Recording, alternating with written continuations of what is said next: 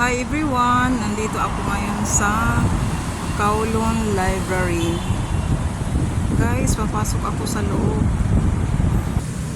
Pasok ako dito guys dahil pa-check ko yung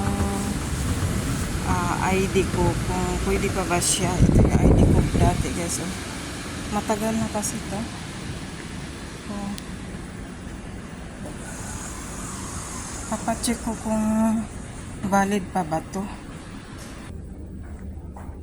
Dito na ako sa loob. Sasakay ako sa left. Dito yung gusto magpa-renewal na libro. Ayun. Mag-inquire ka dyan. Yan guys, dito ako sa 6th floor. Ganito kaluwag yung mga libro nila. Ayun.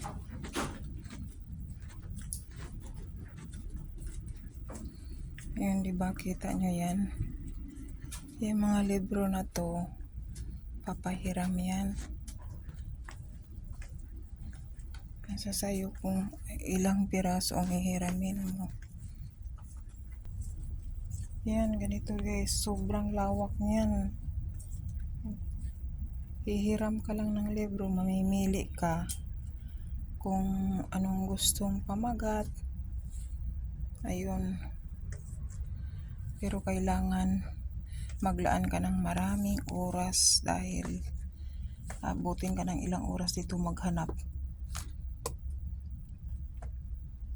Dahil di pwedeng magtatanong ka kung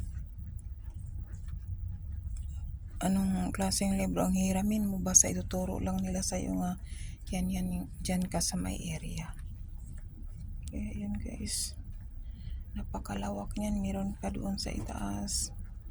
Yan, ito yung card ko. Matagal-tagal na kasi itong card ko, kaya ipapakita ko yun doon. I-inquire ko sa baba kung invalid pa ba ito, kasi ang tagal na nito Kailangan kasi guys mag-apply ka ng ganito, tapos ayun, makakahiram ka na ng libro, pwede ka mag-computer, pwede ka magtambay dito. Yung ibang branch kasi ng library, doon sila nagtatambay, mga Pilipina, may libre pang wifi dito. O diba, ganito talaga yung bansang Hong Kong. Dami nilang mga ito, tinan mo, meron pa yan doon sa ibabaw guys. Akit ako doon mamaya sa kabila. Medyo stricto kasi bawal kumuha dito ng video. Kaya ito muna, video pa daro. Okay, thanks for watching. Bye bye.